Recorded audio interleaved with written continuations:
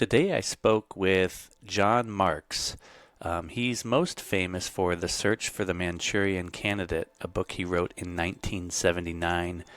It's a wide-range book from CIA activities during the Cold War, and it includes unethical drug experiments as part of a mind control and chemical interrogation research program known as MK Ultra.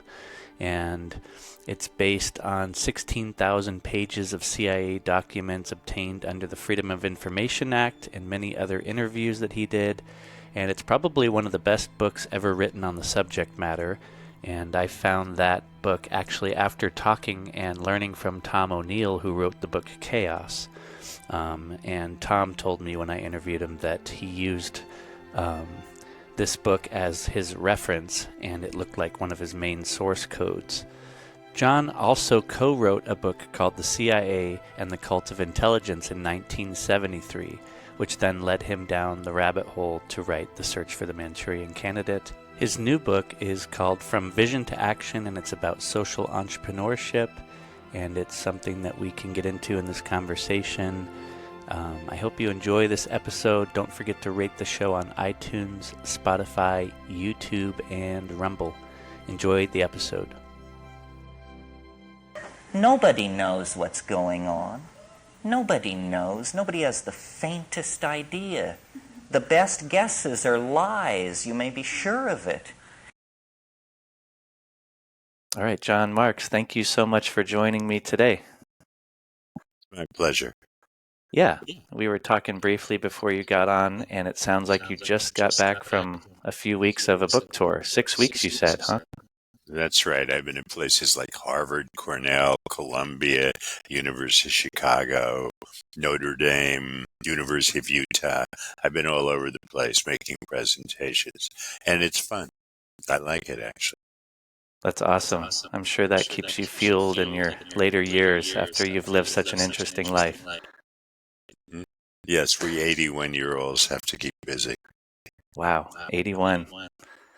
Well, I found your work actually through someone who you met, I don't know how long ago, but Tom O'Neill. I found his work about 5 years ago, and then it led me to some of your older work, and then I discovered who you were, and it sounds to me like you just wrote your new book, From Vision to Action, about social entrepreneurship.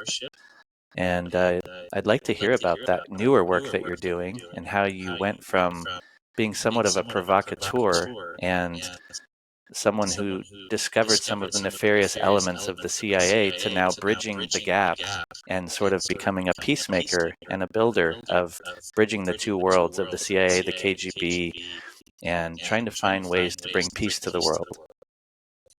Well, the main transition happened about 50 years ago. I was a best-selling author, an award-winning author, having written 2 books, one co-authored about the CIA and the abuses that they had been involved in. And I got to the point in my own life where I saw that the work I was doing was being defined by what I was against. And I saw that I wanted to build a new system rather than to tear down the old system.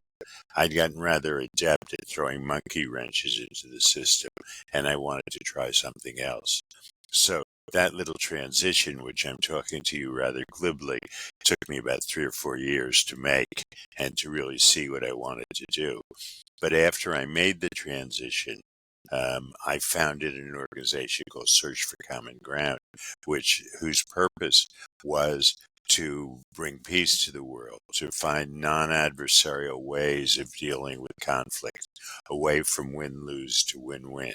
And I built that into the largest peace-building organization in the world with 600 employees and offices in 35 countries. So that in a very short moment is my life. That's incredible. That's a nice little Cliff Note version of a lot of detail and a lot of hard work, I'm sure. Mm-hmm. Absolutely. No, I mean, it didn't come easy. There were lots of ups and downs, but it worked out very well, and I'm not disappointed with what I've been able to accomplish. That's amazing. And from what I gather, your wife played a huge role in what you're doing now. She's a big partner of yours in building what you guys are developing. Yes, my wife was very much my partner. We built the organization together. We did the work together. She brought qualities that I didn't have, and I brought qualities that she didn't have, maybe as strongly. And together, the whole was greater than the sum of the parts. Interesting. And what are you currently working on other than going on your book tour? What is it that you are working on now at these final years of your life? Well, I'm still trying to produce television series which further the ideas of coexistence, overcoming differences, resolving conflict.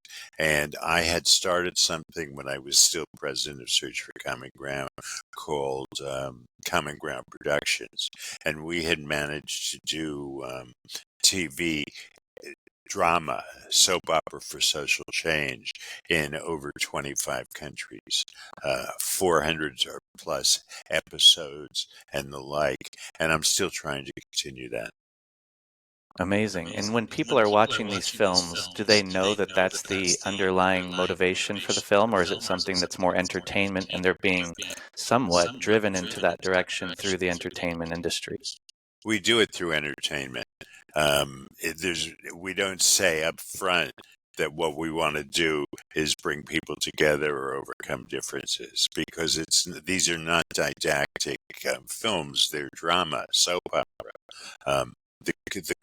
The most used format we had was called the team, and in every country where we did it, and that was about 18 countries, there would be a football team, a soccer team, and on that team would be members of whatever the diversity in the country was.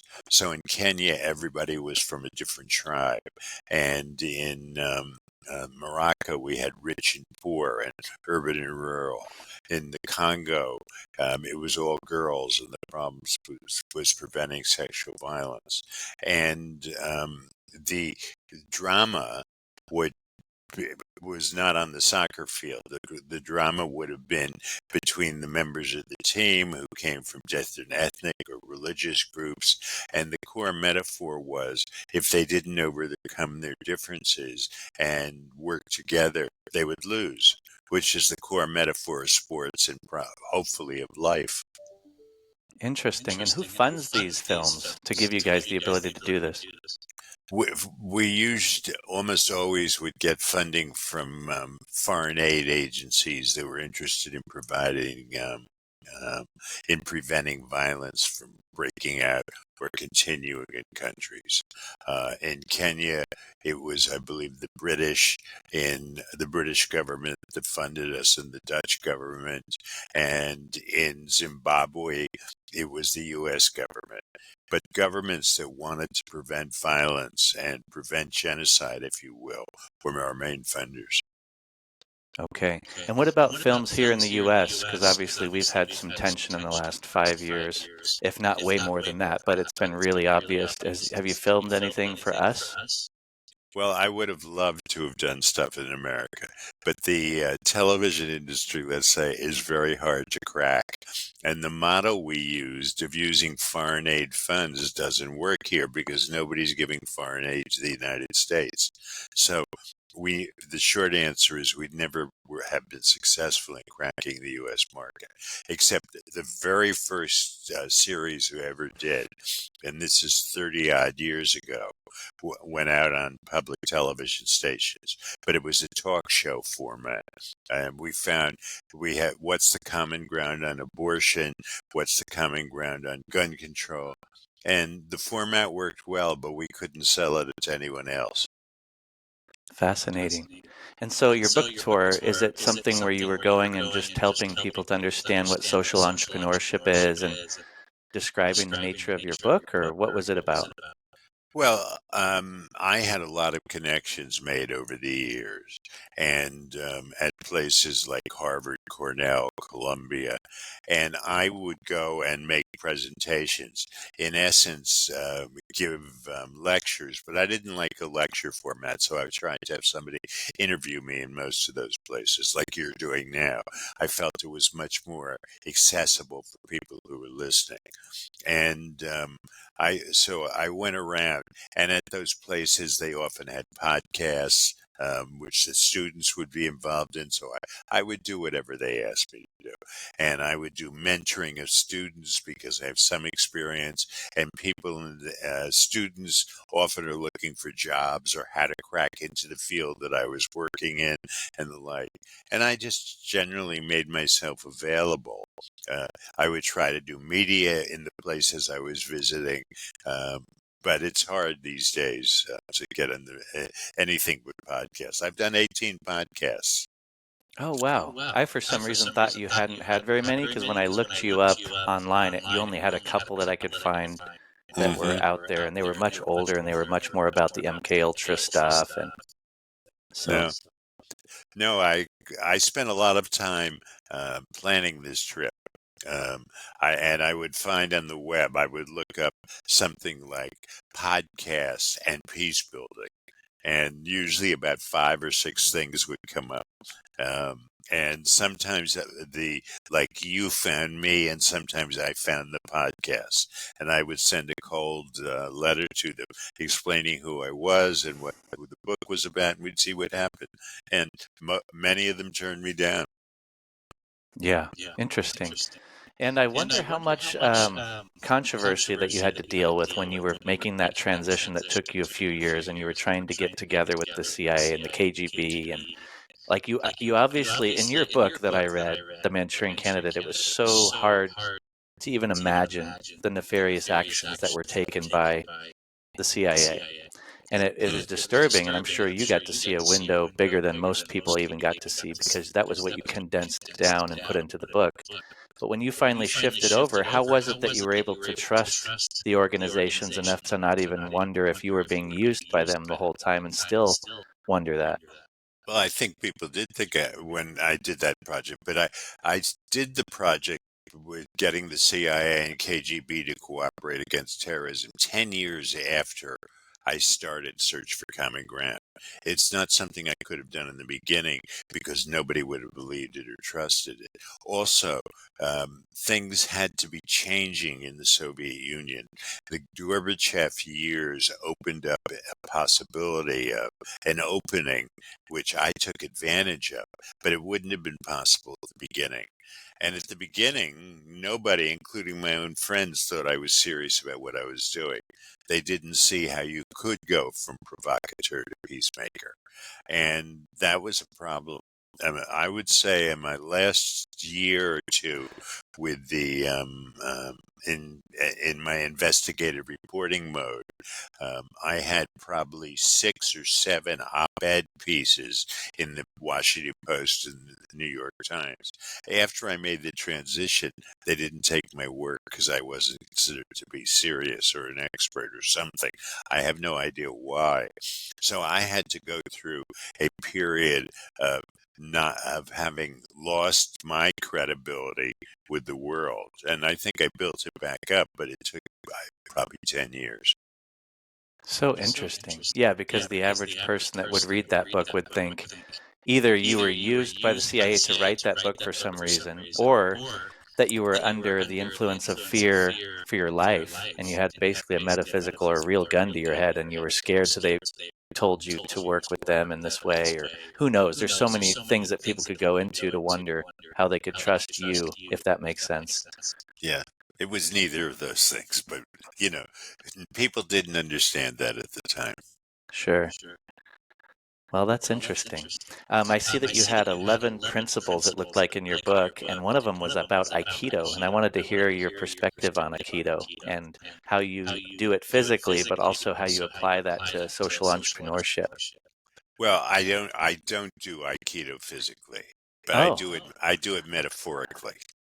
Um, in other words, if in boxing, which is another form of martial art, if an attacker comes at you, you try to reverse their energy flow by 180 degrees and knock them back on their rear end. That's the essence of boxing. In Aikido, if an attacker comes at you, you accept their energy and you try to divert it by 10 degrees or 20 degrees to find a way to make both of you safe. And that was my strategy for how to resolve conflict. That if you went directly in and confronted it and said, stop, you might want to, in the Middle East, where I worked for 20 years, I would have given anything to stop things, but I never had that power. No one ever had that power to do it, unfortunately, and it's gotten worse over the years. But by taking an Aikido approach of finding smaller areas where agreements could be found, one opened up the possibility that you could get into the bigger thing, the bigger issues. And we were successful on some of the smaller ones, well, or not so small ones. We actually brought together Israeli and Jordanian generals, retired generals, to work out what the details of a potential peace treaty between their two countries could be. And this was 6 months before the officials got together in those two countries.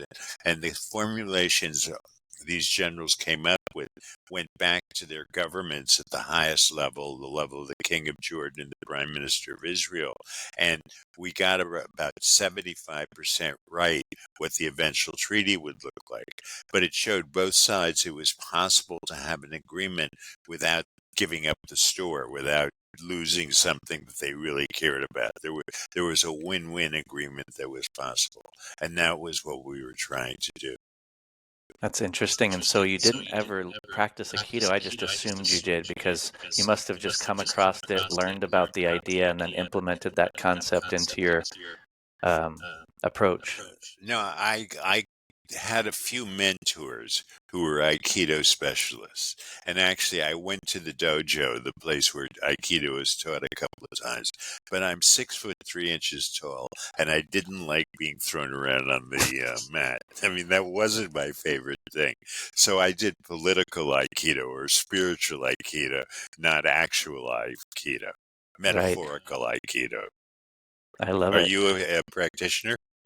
No, I've done a little bit of mixed martial arts over the years. Nothing crazy, but I'm like you. I'd rather learn about things and avoid as much damage as I can in my own physical body, especially once I hit about 35. I realized injuries were no longer part of my repertoire. So I'm curious how you learned all these elements of negotiation and peace building. Was it just through all of your experience over time? And Yeah, I'm not a academic, and I haven't read a lot of books on these subjects. It mostly came from my experience, from doing the work and being in the field and seeing what worked and what didn't work, and that's where it came from. I'm a practitioner, and this is the fruit of my practice. nice. And I think I heard you mention the book Getting to Yes, if that's the name of the title. Yeah. Getting to Yes, in my mind, is the core book. It's the book that everyone who's going to go into conflict resolution should read. It's written by Roger Fisher and William Urey. And I used to work for Roger. That was where I got some of my learning in the beginning. And it's the book that talks in the clearest terms about how to resolve conflict, in my view. And it's a bestseller 30 years, still goes back on the best-selling list 30 years after it was written. It's a great book. Awesome. Yeah, I'll make sure I put that in the show notes for people to click on it and buy it. I have not read that book, but I'd like to read more books on negotiation. Well, it's a thin paperback. I mean, it's a penguin, and it's. I guess it's no more than about 140 pages. It's an easy read and very understandable, and I recommend it highly. Awesome. And not just because Bill Urey's a friend of mine. Cool. I'll check it out. I definitely could learn from that. Yeah, I'm curious what else could you say about your book that you think are the core elements that you'd want to share with people if you were going to give a pitch and tell them why you should read your book? Well, and who's it for? Yeah, I wrote it for two main audiences, and I hope that more read it. It's for people who are in the peace building field, like I was, the conflict resolution field. It's also for budding social entrepreneurs, people who want to change the world by starting new enterprises and are not necessarily concerned about making money. They're concerned about changing the world. Now, some of them can do that within a profit-making framework or a nonprofit. I worked in the nonprofit world, but there are plenty of what they call B corporations out there, which are corporations who have in their charter that profit is not the important goal of the organization. What they're trying to do is bring about social change, and they need to make enough money to pay their salaries and have an office and all that kind of stuff. But the aim, social enterprise is another word for those kinds of organizations. A good example um, um, is an outfit in Kenya, which provides water pumps um, to farmers for irrigation purposes. And they sell them. They don't give it away. They don't believe in the charity. The organization is called, the organization called? I'm asking my wife. Suddenly I've lost the name. Head Start, not Head Start. No, no. Anyway, but it's a great organization, and they charged $75, $150 for the pumps. The farmers pay back the money out of what they earn by having irrigated fields, and it's a win-win. And this organization pays its salaries out of the money earned, but they're not in it to make a profit. And that's a social enterprise. And there are an awful lot of those starting up in the world too. Though there's also in the United States an emphasis on making huge amount of monies, and not all, let's just say, capitalists have the idea that they want to change the world so much as they want to make money. But to be a social entrepreneur is to not have money as your primary goal. That's amazing. Yeah, it sounds like they're more focused on the impact itself and trying to measure based on the amount of positive impact that you can have. And it almost reminds me of, I don't know if you know the owner of Patagonia, the store. It's a outdoors clothing store, but it started out with rock climbing back in the early days. And they have their own investment camp called the Tin Shed, I believe. And anyway, they look for ways that different entrepreneurs are finding um, solutions to problems, whether it be cleaning up the environment.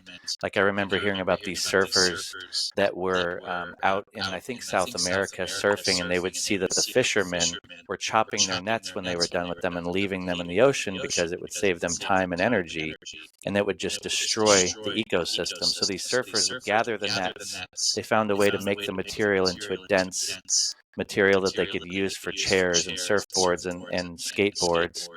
And they got funded by the Tin Shed, I believe, and now they can sell and incentivize the fishermen not to chop the nets. So the fishermen are happy. They're not chopping the nets. They're getting paid. And it's a win-win like you're talking about. And I just love when I hear stories like that. I think that's the ultimate business. Yeah, unfortunately, we don't hear enough of those stories. There's a tendency in most media not to publicize things that are working, but to publicize things that are not working, to emphasize conflict. You know, if it, the old saying? If it bleeds, it leads. It leads. Yeah. And that, unfortunately, is the way too many media operations operate. Whereas I still believe, I'm an optimist, I still believe in the essential goodness of people. Yeah, I do too. And I know that even the incentivization of those media outlets being driven for profit, which is why they go after the amygdala, because it triggers the fear response and keeps people addicted to the fear response. And it's unfortunate because I always thought there should be a positive news channel, because all day long there's incredible things happening that nobody's aware of, and all we hear is the 0.01% of all the bad that's happening. Mm-hmm. No, So, I agree with that. What do you think about the current political climate after all your years of studying and being in the room with all of these interesting people? I mean, I've seen an image of you with the KGB and the CIA in Santa Monica or someplace, and it was pretty cool to see. And I got to hear that you took them out to like the stores and spent some time with them, and something that you probably never imagined doing when you were writing the Manchurian Candidate. So tell me a little bit about that. Well, um, I got in the early years of Search for Common Ground, I was very clear that I wanted to do things that would lessen the threat of nuclear war. And to do that, one needed to bring together the Soviets and the Americans for something. We needed to find some common ground. And we had a mantra, which was understand the differences and act on the commonalities. And I saw commonalities in the area of countering terrorism. I thought that terrorism was something that both sides had a stake in preventing. And I found a Soviet counterpart at one of the magazines there. And again, this was the Gorbachev years, so it was possible to do kind of things of this sort, which wouldn't have been possible even a few years earlier. And together with my Soviet counterpart, Igor Buyayev, we formed the U.S.-Soviet Task Force to Prevent Terrorism. And we brought together specialists from both countries um, who were into terrorism. And the first thing we did, and we used a professional facilitator at the first meeting, which was very important because instead of having people shouting at each other and trying to argue, they did find common ground. And they started by saying that terrorism there were certain acts that were not possible, that were off the boards. For example, blowing up an airplane, or attacking a civilian hospital, or killing medical personnel were all terrorism, no matter who the perpetrators were. And there was no justification for doing these things, even if your cause was just. And once that was accepted, they were able to work together and find lots of ways to prevent those kinds of acts. And we saw that the people who were most experienced in preventing terrorism were the intelligence agencies. So after we had a successful first meeting with the Soviets on this subject, I got in touch with William Colby, who was the former director of the CIA, and asked him to join the group. But you have to understand that I had confronted Colby in front of 1,000 people in Washington and been shouted down at the time for the work that the CIA was doing in Chile. And I had written in my first book about how Colby had headed a project of a program of assassination and torture. And so he had lots of reasons not to think I was a good guy. And but to his credit, and he was retired at this point, he joined us. Once we had Colby on board, we were able to go to the Soviets and say, could you assign somebody of comparable protocol rank? And they sent 2 KGB generals to join our group. And that's how we brought it together. It was like one step at a time, networking, making use. I actually knew Colby's wife because we had worked together at Capitol Hill over the years, and she may have helped a bit in this. But for whatever reason, he participated, to his credit. How did you go from shouting him down and being against him and not being afraid for your life and not trusting the CIA because of how much you knew with the complexities and the elements of it that were just so dark, to then trusting them to work together and not be nefarious in their actions going forth? Well, I paid attention and I did it one step at a time, and it seemed to work out. And nobody was doing anything that I saw was nefarious. Um, and that was a big thing. I mean, Reagan used to say, trust but verify. And I was paying attention. And, the people on both sides were acting pretty normally and pretty regularly, and it was a period when relations were getting better. And there's another old adage, which is it's easier to ride a horse in the direction it's going. And at that point, history was going in our direction, in the direction of this kind of work. And that made a big difference because just wouldn't have been possible. It's very difficult to oppose the flow of history, particularly when you're kind of a smallish, non-governmental organization like we were. But we were doing what the governments thought was a good idea. We just were doing it a little bit ahead of them. And being 6 months or a year ahead of popular ideas of conventional wisdom is probably the place to be if you're a social entrepreneur. Right. It just makes me go back to thinking, and though it's just at my core, and I'm sure there's others that think this, that even the war on drugs with Nixon and the ways that they're so intelligent at creating these false flag events or these types of scenarios in a culture, the social engineering component, to then have a multi-billion-dollar industry then unfold with the private prisons and the whole war on drugs, and then it turned into a war on terror. And then the next one seemed to be a war on viruses. And to me, it seems like a very sophisticated operation, preemptively thought out by our intelligence organizations to keep us at war from the military-industrial complex. And I'm not alone thinking this, and I know it sounds so conspiratorial, but it's almost obvious when you think about the sophistication and evolution of these agencies and why they would want to keep us at war forever for the money.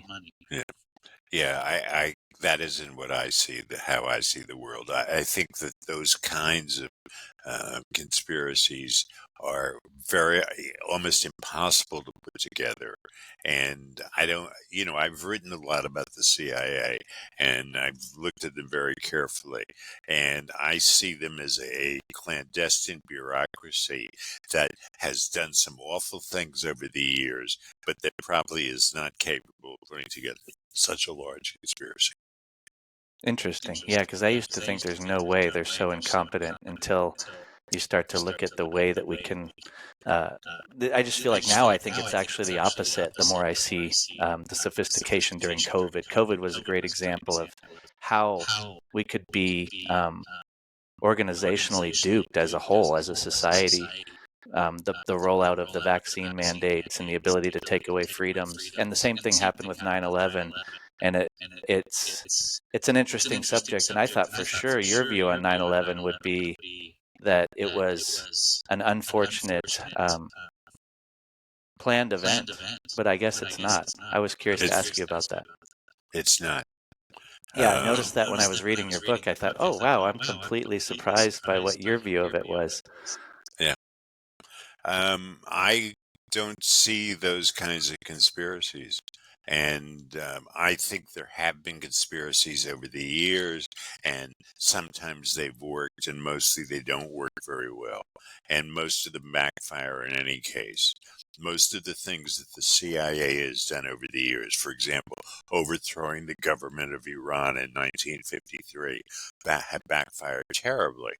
And it probably was the leading cause to to the Islamic Revolution in Iran. And I just don't see that kind of thing working. I mean, think back to 1917 when some genius in German intelligence thought, what a good idea to send this bearded revolutionary named Lenin back to Russia to start a revolution. And 70 years later, 80 years later, we're still picking up the pieces about that one. And it just doesn't work very well, and it backfires. So that's my view. Yeah, that's interesting. Well, I definitely respect your view, and I like that you're working towards building peace and cooperation. I think that's always a better mission. A lot less confrontational. Mm-hmm. Tom did ask me if I would ask you about Frank Olsen and Wormwood. I guess you did an interview, but it was never released, and he asked me why you think it was never released, your interview for that film. And did you ever see that film? I did see that film. No, I was interviewed for about 6 hours, and not 1 second of it ever got into the final thing. But I think the reason I didn't have any great insights into it, I mean, I was able to tell the story and tell who I was.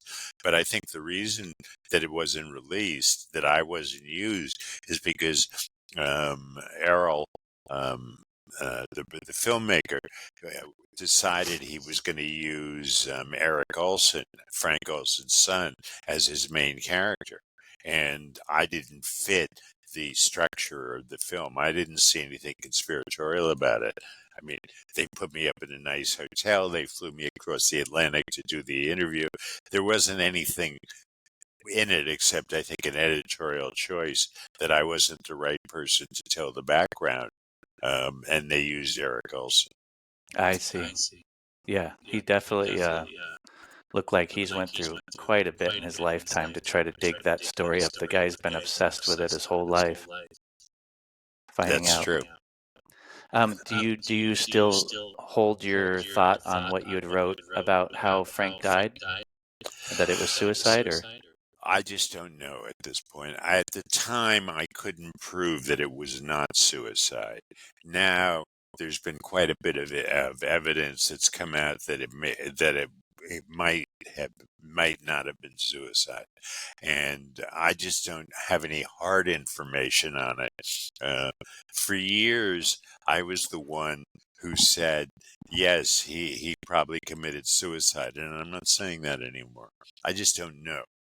And Yeah, I'm not corroborating anything, any theories or anything like that. I just don't know. yeah. Was it a challenging time for you to write that Manchurian Candidate book when you were young and coming across all of that and trying to piece that together? Was that a hard time in your life? It was fun. I It was enjoyed fun. it. Cool. Yeah. I mean, personally, it was my great contribution to investigative reporting. And I had a great team working with me, a research team, and we were able to make a story out of about 12, 13,000 pages of documents, which were essentially financial records. So all the names, or most of the names, had been redacted, taken out, and we were able to put back in many of them. And that was a kind of it was a puzzle to be solved, and I spent a very enjoyable 14 months writing and researching that book. And as I said, I had a great team.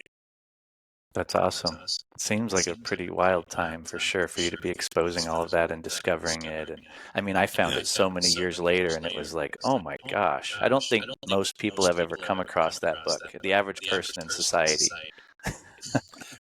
Well, one thing, it's a book that was written over 40 years ago, and it's still in print with W. Norton, and it pays a modest amount of royalties every year. And for a book that's over 40 years old, that just doesn't happen. Uh, and I think the reason it's still read and popular, though not as popular, of course, as I would like it to be, is the fact that nothing has come out since that's topped it. I mean, some people have had conspiracy theories about where this has led, or some people think that they were victims themselves, but nobody really has come up with a competing story or a follow-up story. So even though my book essentially ends in 1973, over 50 years ago, it's still the definitive story. And that's what the New York Times said. It was the definitive book on MK Ultra. And what did you think of Tom O'Neill's book, Chaos? Did you read that book? I haven't read it. I'm sorry. Wow. Well, that's one you should consider if you really Yeah. want to know who took on your work, 'cause he used your work as his Bible. I mean, it had so many tabs and highlights, and that's what he referenced from. And he spent 20 years writing Chaos, and Chaos is probably the reason your book sales are going through the roof right now, because it's more of a newer, remixed version with a more in-depth story and more up-to-date details. And I bet you would really appreciate it if you're ever interested in reading it. Well, I may look at it, but this is not what I do with my life. That was what I was doing with my life 50 years ago. And, I'm pleased that you still are interested enough to ask me these questions. I mean, that's great, but it's not where my energy goes, and it's not what I particularly want to concentrate on in these last years of mine. Yeah, I remember you said that when we were considering to do this, so I was trying to be mindful and respectful of that. So I appreciate you talking about it at all, actually. Yeah. Well, I didn't talk about it for many, many years. After I made the transition from provocateur to peacemaker, I saw that I had to stop giving interviews. And people, every year, particularly in the beginning years, excuse me, the BBC or someone would be doing a documentary or a story. And I just had to stop because if I wanted to do my new work, I couldn't have my residual contact with my old work.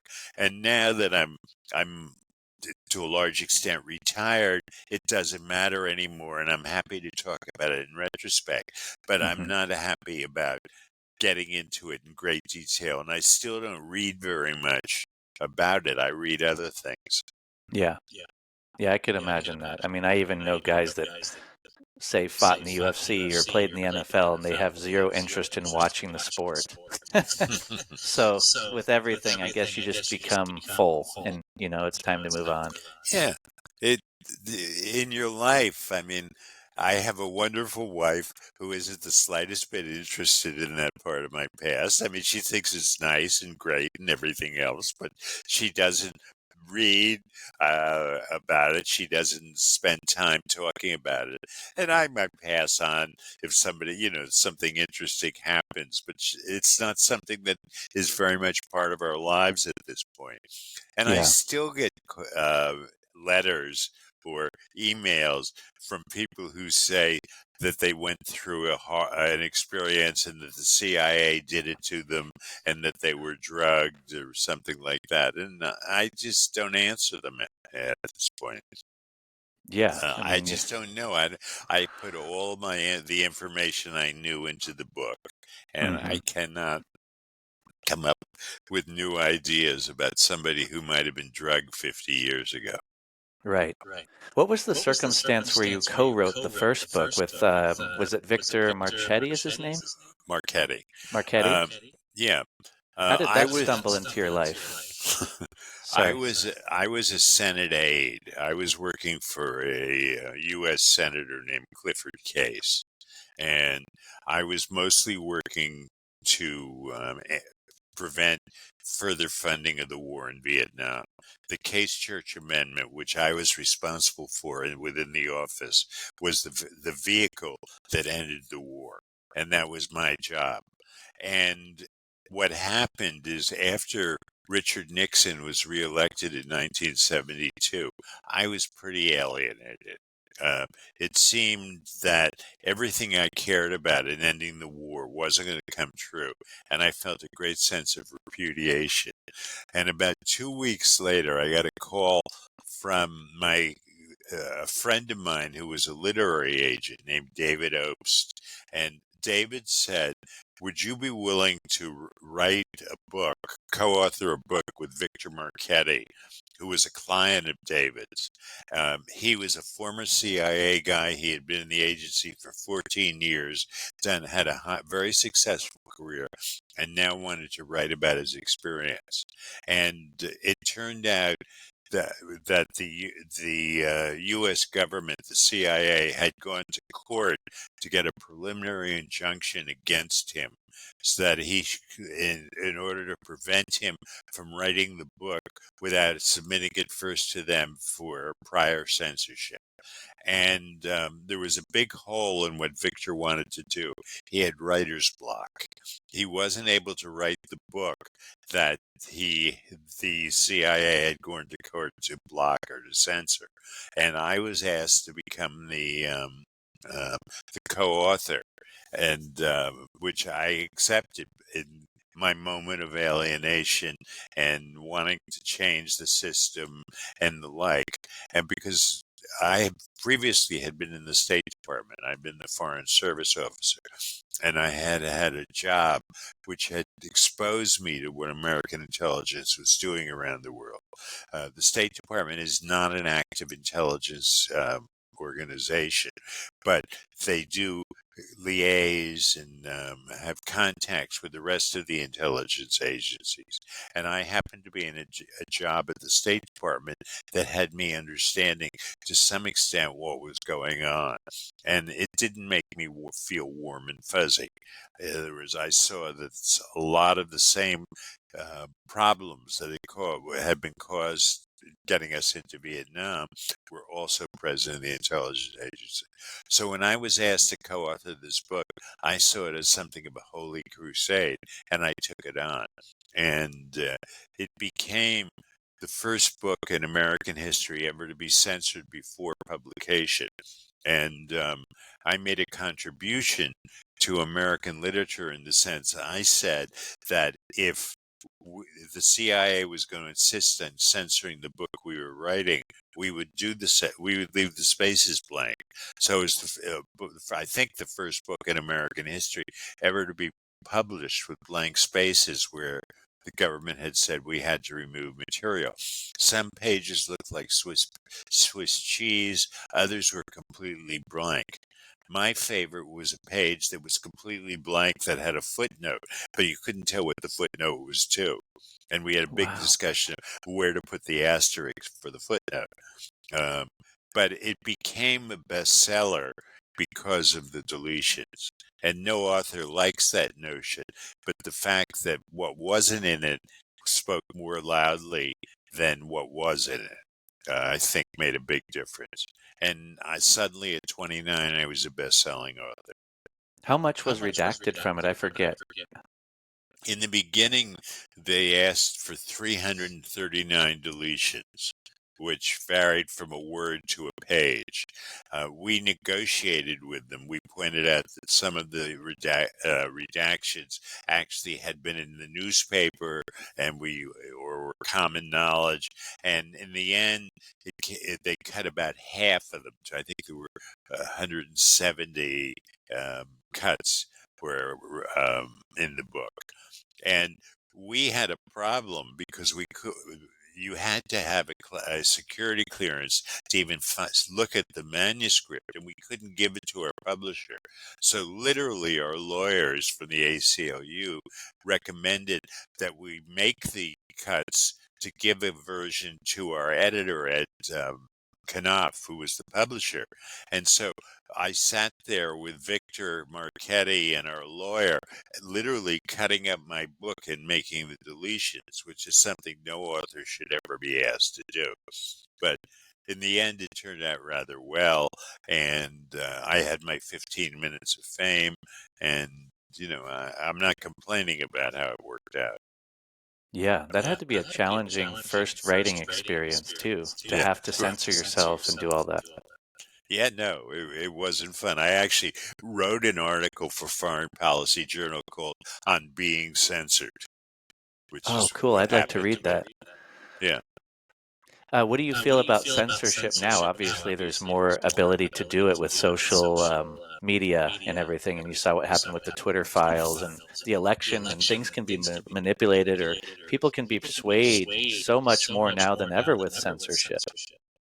Well, I think that unfortunately self-censorship and censorship have gotten are more current now than they ever were before. And, we don't know what's going to happen with the new administration, but there seems to be a tendency to, if you don't agree with people, to try to block what they're saying. And now, if it's lies or not true, that's a different story. But in this country at this point, one side says something is true and others say it's lies.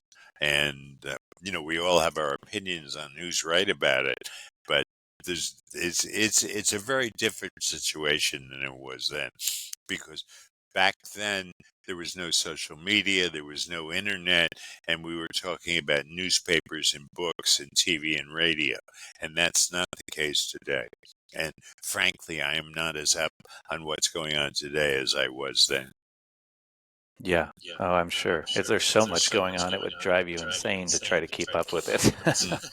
But I am Well, glad that I read the newspapers. I mean, I'm not without knowledge, but it's not like you know, when with this book coming out, there's a tendency get on social media, and I had to learn how to use LinkedIn and do a posting. I'd never done one before. Yeah, you should consider Twitter because it's easy and it's the most uncensored platform now that Elon bought it, and it's actually very much. LinkedIn's very hard, so like even finding you to reach out or find your work, Twitter would probably end up being your easiest if you have someone that can help you do that someday. But it's just an idea for you. Yeah, maybe next life. Maybe next life. Yeah, that's how my dad feels about it. He's only 77 or 78, but Yeah. I get that. Mm-hmm. Cool. Yeah, I do think Elon made a big move by buying Twitter because it's hard to get information right now if you're trying to not be swayed by the censorship. So it is difficult to actually get real information. But so we're getting close to the hour. I want to be respectful of your time. I always ask everybody, if you were going to die today, what would you want to share with the world?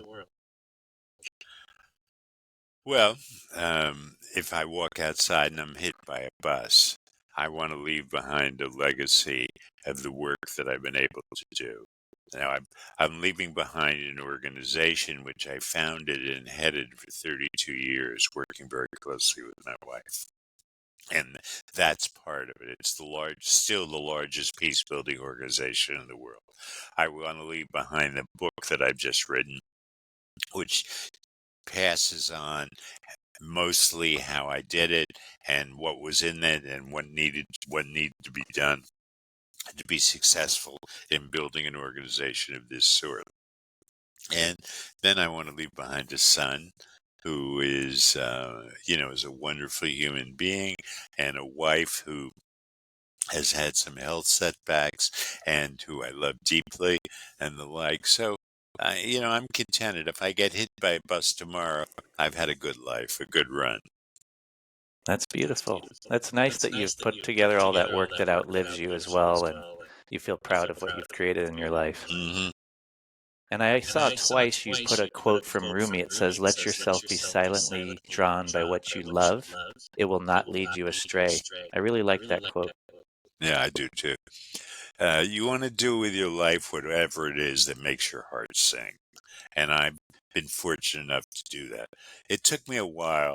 I don't think my heart sung when I was doing the work about the CIA. I think I was doing it out of a political need to change the world. And it wasn't a bad impulse, but it wasn't what I really saw that my mission or my calling was or became. But the work I did since in my peace building work is what I really want to leave behind me. I love it. Well, I appreciate your time today, John. It's been nice talking to you, and I appreciate you being open about sharing some of the stuff from your previous life. I know that was what the focus didn't want to be on, but I did have some questions about it, and I appreciate you answering those too. Well, I've enjoyed it, and thanks. And it's nice looking at you and see you smile so much. Well, thank you. Thank you for listening to the episode. Be sure to subscribe to the show on Spotify, YouTube, and iTunes, and rate the show. I hope you enjoyed the episode. What we call reality is in fact nothing more than a culturally sanctioned and linguistically reinforced hallucination.